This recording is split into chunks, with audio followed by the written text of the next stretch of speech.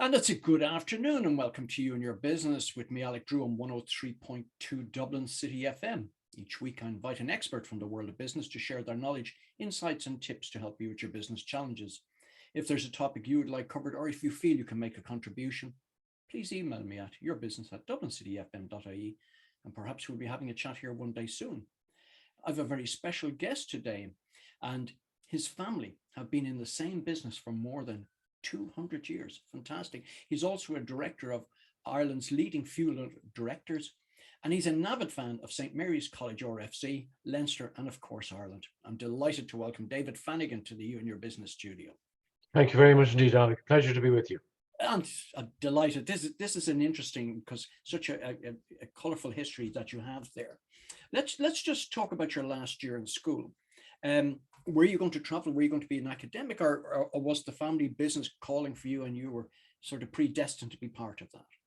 I thought about law, I thought about teaching, and then for some unknown reason, I thought the Lord was calling me. So I went to a novitiate, a Holy Ghost Father's novitiate. It's sort of the first year of a 7 or 8 year study of the priesthood. I lasted for 6 months. It wasn't for me.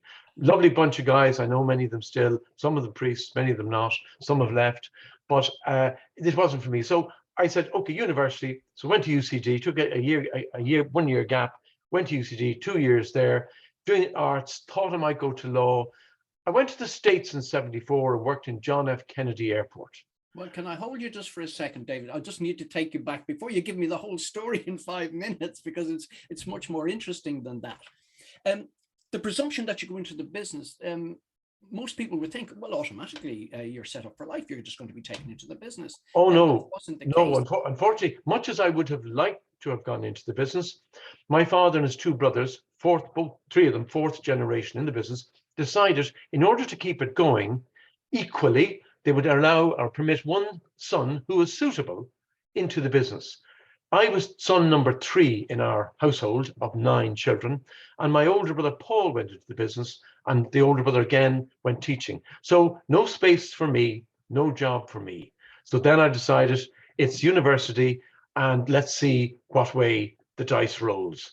After 2 years in university, I went to the States, J1 visa, 1974. Interesting year. Richard Nixon resigned the year I was there as president. That was You had nothing to do with that, I trust. Not at all, absolutely not. Came back to, my father picked me up to the airport and said, David, your brother Paul has handed in his notice.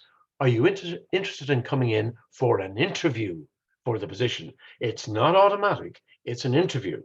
I said, certainly. So I was interviewed 2 days later by my Uncle Joe and my cousin Alan, and I was put on 6 months probation.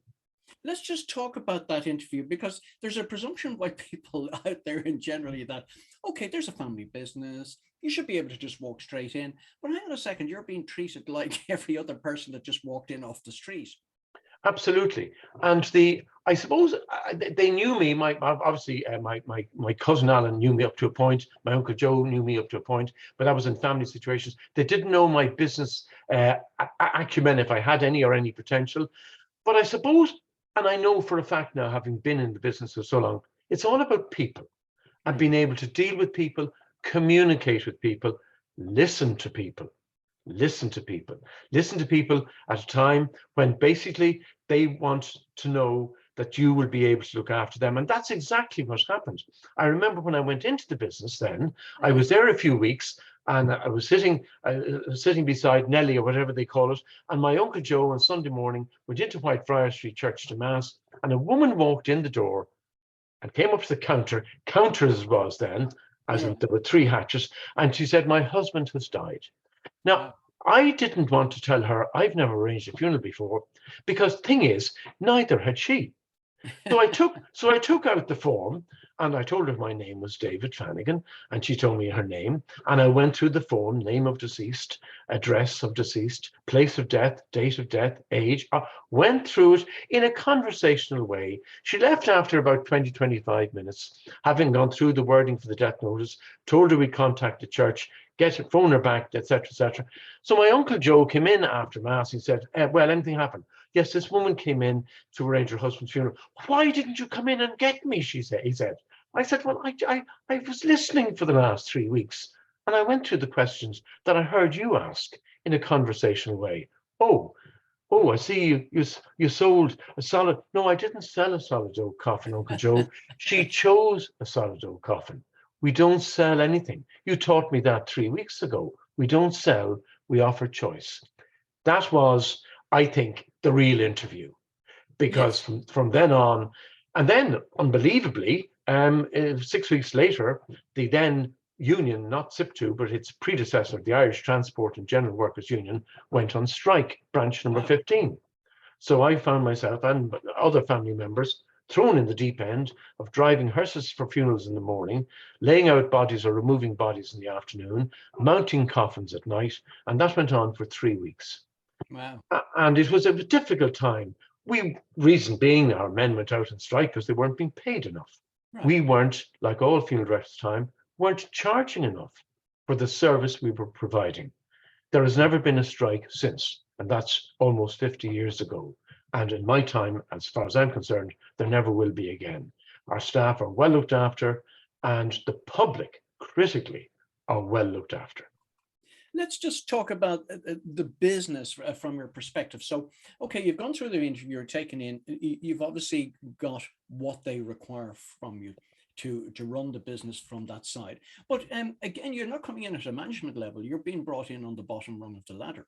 Oh, absolutely, and importantly, for a young man, 22 years of age, it wasn't a Monday to Friday job. It's 7 days a week. So we had a roster, and we had a 3-week roster on 1 week, and that included Saturday, Sunday. So you worked right through 7 and 5, 12 days, and that Friday then you're off Saturday, Sunday. The same the following weekend, and then back. So it was quite demanding, but a 7-day week operation. The door never closes, bar for security reasons at 9 o'clock at night. The phone, no answering machines. The phone is answered at 2 o'clock in the morning. So the business was very demanding, but it was very rewarding. On a personal level, the job satisfaction was then, as it is now, extremely high. People come to you. Somebody asked me to describe what you do, but don't say you're a funeral director. Okay, I'll tell you what I do. I will take you through the 3 most difficult days of your life. That's it. So if somebody comes in, they've never arranged a funeral before, like that woman, and equally families I'm dealing with right up to now, and here we are in 2023. I've never arranged a funeral before. Don't worry, I'll take you through it. I'll mind you. I'll direct you. People require direction, guidance, advice. But listen, and it's okay to smile. It's not a long-faced industry. You're dealing with grief, but you're dealing with people who have a problem and they want your help. And that's what we do. So there is a very big giving side to what we do. There's a lot of giving. Now, there are rewards. As I say, 2 certainties in life, death and taxes. So, even in recession, one and pay the other. There we exactly. Go. So even in recession, and they are cyclical, there'll still be, and in boom time, the graph doesn't go up like that. In pandemic time, the graph doesn't go up like that. It's pretty steady, Eddie. Well, let's just talk about that in a minute. And for those of you just joining us now, my guest today on You and Your Business is David Fanagan, who is a director of one of Ireland's leading funeral directors.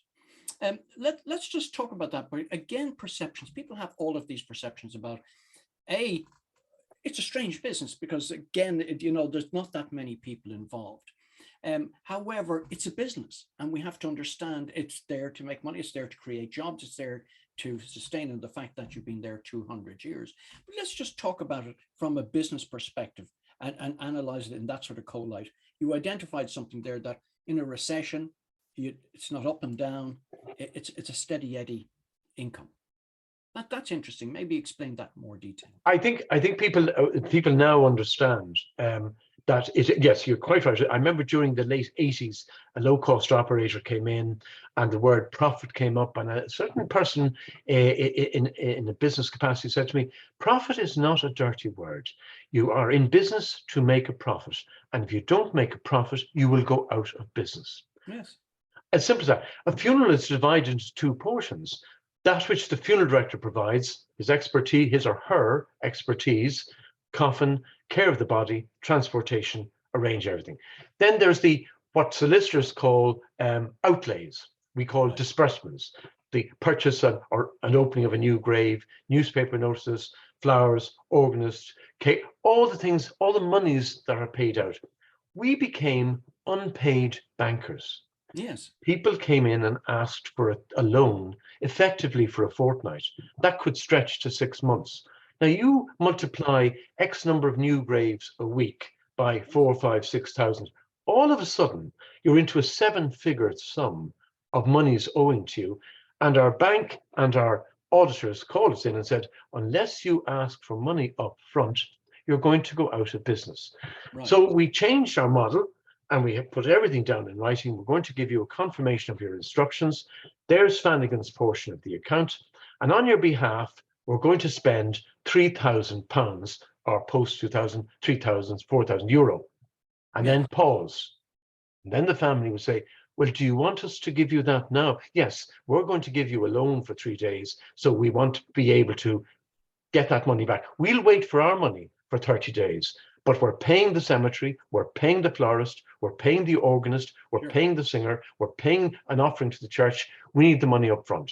We got 100% compliance. Not only that, when we did send out the account a fortnight later, which showed total 7,000 euro, less 3,000 paid, balance 4,000, we got the money in, the balance, twice as quickly.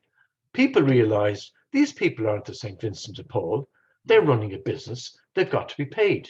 We were paid and are now paid much more promptly. I remember spending in the early years on the phone at night, phoning people looking for money. I don't think I've phoned anybody in the last 15 years, 20 years looking for money. And there's a valuable lesson for other businesses there. Firstly, you've identified, we had underpaid employees who went out on strike, like all of the others in the industry. We recognized we had to charge more for a service, so we sorted that out. And there's a problem identified. So pay people what they should be paid, and everybody is happy. The second part of that is about cash flow and cash flow management, and how important it is to collect money and get people to pay money up front for a certain portion of it, because there must have been huge cash flow issues for the business. There was. And but interestingly, you opened there by saying something about being paid for our services. That's exactly what we weren't doing. So the time I spent with that woman 49 years ago, who I gave her my half an hour in the office, I attended the removal of the Sandy Mount that evening, I was at the church the following day, I didn't charge for my time, my expertise. We now charge a specific amount for administration, coordination, and attendance to all details. We weren't charging for what we were doing. Now, you could charge for an item, a coffin, a hire of a hearse, a hire of a limousine, flowers, a singer, an offering to church, but this was a specific charge, and that's what they were doing in the United States. We should have paid attention to them earlier. We're now charging for what we do. Yes, and I mean, if you think about it and take just a surgeon as an example, and you're having your appendix removed, if you were just charged for the odds and sods that are there, the use of the theatre bits and pieces, the surgeon would make nothing. But it's his skill, and the fact he might be there 20 minutes to half an hour and out. But that's knowledge that's been gleaned over many, many years. Correct, and we learned that. And in fairness, Alec, the public took to it. They said, "Listen, we haven't a clue what to do here. Please guide us." And importantly, at the very beginning, we never talked about money. Now, without being insensitive, there's a confirmation of your instructions, because all of a sudden, what happened many years ago, where's the second limousine? No, you only ordered one. We ordered two.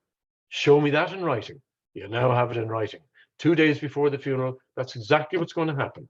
And if you change anything, fine. But that's what we're guaranteeing. And the other thing I think we really learnt, don't promise what you cannot deliver, because people are very upset.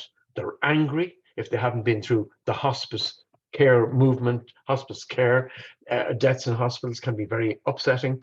So if you say to a family, we're going to be there at 3 o'clock, don't pitch up at 4. Be there at 3. Or phone them and say, we can actually bring your father back home at 2 o'clock. Is that all right with you? Don't promise what you can't deliver. You're going to be asked to promise what you can't deliver. Don't promise it. It's a fool's promise. And so the word no, if politely. Absolutely. The word no is acceptable. No, I can't do that, but this is what we can do for you. and that's acceptable. And I think there's a very valuable lesson for so many businesses out there that fail to understand the importance of doing what you said you will do. That's right. Do what it says on the tin. It's very simple, but because people are upset, you are persuaded to do something that isn't physically possible to do. Don't. And I think that applies in any business. Don't promise what you can't deliver. But you see, in the case of your sector that you're in, it is vitally important because you're dealing with people's emotions and people's feelings. And so therefore, you're expected to manage their expectations, whereas others, it's not that important. They'll be okay with it, which is not the case. No, it's not. You're dealing with, you see, unlike a wedding, it's a happy occasion with an awful lot of planning. Now, for a wedding, the planning is 12 months, 18 months, 6 months. In our case, it's 12 hours. Yes. So, and the occasion is just as big, if not bigger, emotionally. So it's a critical time to get it right. And you're dealing with people who are demanding because they don't know what's going on. They haven't been to it before. So you got to hold your nerve. Yes. Being polite, with a smile. No, we can't be there at 3. We'll be there at 5. I promise you. That's fine. We accept that. And if you're just joining us now, you're listening to You and Your Business with me, Alec Drew, on 103.2 Dublin City FM, where my guest today is David Fanagan. And something else that's very important that a lot of businesses miss out, and which is vitally important to your sector again, is about processes. Everybody must be taken through that process, so that the outcome is the same every time. It must be delivered upon. Yeah, the process is very it's very well organized. Confirmation of church, confirmation of cemetery, confirmation of release of body. So there's an order that you go through, and everybody who arranges a funeral must know that order and explain it to the family. This is what's going to happen over the next 3 days. Before I write anything down, I just want to tell you, this is what's going to happen. We're going to get released from the hospital. We're going to contact the crematorium. We're going to contact the church. We're going to put the notice wording together an RIP for you. We're going to talk to you about music. We're going to talk to you about who's doing the readings, and we leave that to the celebrant. So basically, it is explained to the family, here's what's going to happen. Everyone knows, here comes the bride down the aisle with the father giving her away. People, when it comes to a funeral, do we go in front of the coffin? Do we go behind the coffin? It's as simple as that. So people need guidance, but the process is the same for every single funeral. Every single funeral, the process is the same. It must be done. Everything must be confirmed, in order, and delivered on what you said you'd do. So consistency is a vital ingredient. Absolutely, absolutely. How do you manage people? Because people are very upset naturally at this time, and things just go in one ear and out the other. That must be quite difficult. I think the people have got to trust you. So I suppose the advantage of being able to say are people who have come to us because they've seen the fact these people are in business a long time. They know what they're doing. I remember being at a neighbour's funeral there 2 years ago, and I saw Fanagan's. I went with them. So trust is huge. Right. And not making any mistakes. I think that was one of the important things we did back in the 90s when the Irish Quality Association was set up. It's now Excellence Ireland, I think. And Bank of Ireland got the Q mark, and Super Quinn got the Q mark. We went for the Q mark because with the Q mark, everything had to be double checked.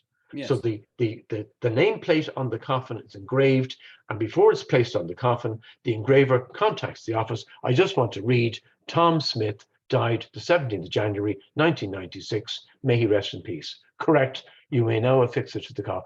Everything was double and treble checked. That was the IQA. So that system fitted like a hand into a glove for the business we were operating. And that stood us in very good stead. We won, I think, in the year 2000, we won the National Supreme Award for Excellence in Business. So we got it right. It fitted our model of all the processes being done correctly and the outcome being the same every time. Getting the trust of the family. So I think being the ability to be friendly. it's a touchy-feely business, but know your place. But for people to understand, this is human being. He or she have emotional intelligence. Yes. That's big. And even to reassure somebody, and at times I've done it where they might have been a little bit uncomfortable about the body being brought back to be embalmed. She was a single lady. No, well, our embalming team are all women. Right. Immediately, there's oh, that's fine. You know, Yes. that's just a small example of being aware of the sensitivities of people at the time and using the right words that they are going to be comfortable with. So trust, emotional intelligence, huge. Being able to read the room, because you go into a situation where 3 or 4 in the family, Sure. at a wedding and a funeral, they all have something in common: a family row. There's always a row, and somebody starts a row. So when you're dealing with somebody and the daughter wants X and the son wants Y, Sure. and we're sending the account, and the mother says, "You're sending the account to me." I said, "Well, in that case, what is it that you want?" Yes. Son and daughter, I'm sorry, mum is paying the bill here. She's calls the tune. So the piper, he who pays the piper, calls the tune. And that applies. I remember having to stand up with the family I was dealing with. There were 5 adult children and the widow, and there was disharmony, to put it mildly, in the room. I said, "I'll tell you what, I'm going out to my car to get a biro. I don't need a biro, but I'm going out of the room. So when I come back in, I will receive 1 set of instructions, because at the moment I'm receiving 3, and I can't do it." Came back in the room, all done, sorted. They realized that I was being put in a bad place. And again, this is so relevant to business, because how often people go in and to gain a piece of business from somebody, but without checking, is that the person who's going to be paying the bill? Have they got the authority to buy the service or the product that you're delivering? And so many businesses fall foul of a simple thing of asking that person, are you the person who will be ultimately signing the check? No, you're right. And to that end, we took it a little bit further from a future business point of view. We took the opportunity, through no more than an interview like this, to let people know that it is possible to plan your funeral in advance, so that there won't be any disharmony or any rows, because daughter doesn't like cremation, son doesn't like whatever it might be. And when they come in, well, actually, your mum and dad were in with me 3 years ago. They made their own funeral arrangements. So just to let you know, this is what your father wanted. So I'm sure we're not deviating from that. So advanced funeral arrangement planning, that's a big, this conversation wouldn't have been taking place 40 years ago. It's now taking, well, how do I bring it up, says the granddad to me. I said, well, next time you have the family over for dinner on Sunday, indicate to them, I was at a funeral there 2 months ago, and it went to that new cemetery out in Kiltiernan. That's where I'd like to go. I'd like to be buried as opposed to cremated. Would you pass the gravy? That's an advanced funeral arrangement plan over Sunday lunch. We heard what Dad wanted. It wasn't a morbid conversation. He mentioned it in passing, and it registered with the family. That's it. And you know what? It removes so much pressure off the family if people would take that route. It's huge. And the number of people that are doing it, and funeral directors are able to cope with it. It's very simple. And funny enough, most people actually have money ring-fenced for their funeral, I'm very happy to say. Right. And is there an upfront cost for people to make those arrangements? No, it's conversation, and basically they get something, get an email, get a snail mail. There's what we have on our records. Put that aside, let your executor know, let your kids know, this is what you've done. And when the time comes, and it might be dementia, but when you were compos mentis, you communicated to your kids, this is what I've done. I've contacted Fanagan's, I've contacted whoever, they have my details on file, and that's what I want to happen. Wow. And it makes so much sense. You plan going out for a meal next Saturday, or book a free now taxi. You're talking about your final journey. Your final journey. My God, you should plan it. You should plan it, definitely. Oh, that's fantastic. And again, we'll get all the details from you in just a couple of minutes. And anything on a humorous side you want to share with us from your many decades of No, experience? I think what I have learned actually is that people, even at a time of sadness and bereavement, that the funny story from them that they recall, the ability to actually understand this is an awful occasion. Sometimes a light-hearted remark makes a huge difference. Sure. And it's okay. It's okay to smile. It's okay. It doesn't have to be a long-faced episode. Yes, funny things do happen. Defamation would prevent me from telling stories about. Right. So, but yes, funny things do happen, and it's. I remember being told by a funeral director down in Portlaoise about this gentleman whose wife died and was buried, and he remarried, and X years later, subsequently, she died, and she was buried, and the two of them are in a plot in a cemetery, one on one side and one on the other side. And when he was dying, he called in the funeral director and said, "Listen to me, Pat, you've looked after my first wife, Mary, and my second wife, Molly. When you're lowering me down, just tilt me a bit towards Molly." Obviously prefer the second wife. Yeah, nice one, nice one. In about sort of a minute and a half we've got left, two things I want to do. It just maybe just spend 30 seconds addressing cremation. It's obviously become much more popular in recent years. Absolutely. Cremation is now an option because up until the 1960s, it was in the Catholic Church a sin to be cremated, like it was a sin to eat meat on Fridays. That's gone. Where an existing grave is full, 3 or 4 coffins, it will take any number of caskets containing ashes. Some people still have a fear of being buried alive. Right. And cremation, regardless of the explanation you give them about they were confirmed as having died, they want to be cremated. It's a very simple service. Expense-wise, it is far less expensive. A new grave, 2, 3, 4, 8, 10, 15, 20,000. Cremation, 600-700 euro. And then decide where the ashes are going to go. They can be scattered, they can be placed in an existing grave that's full. So cremation is a very good option. And in the Irish climate, indoors is great. Fantastic. And we'll finish on that fantastic note. Maybe tell our listeners where they can find out more about Fanagan's. Well, for anybody who wants information, just go on to just Google fanagans.ie, and it goes through all of our 11 branches in Dublin City and County. The firms that we're involved with were a family business along with the Carnegie, Nichols and Kerwin family. And all information, any question that you have is there. And any question you wish to ask, we're at the other end of a phone if you want to do it in confidence. Many thanks to our guest today, David Fanagan, for coming into the You and Your Business studio. Thanks also to Sam on Sound. The podcast of today's show will be available at dublincityfm.ie from tomorrow. Thank you for your company. And please remember to join me, Alec Drew, again next week at the same time, 1 o'clock, right here on 103.2 Dublin City FM for another edition of You and Your Business. Thank you very much indeed.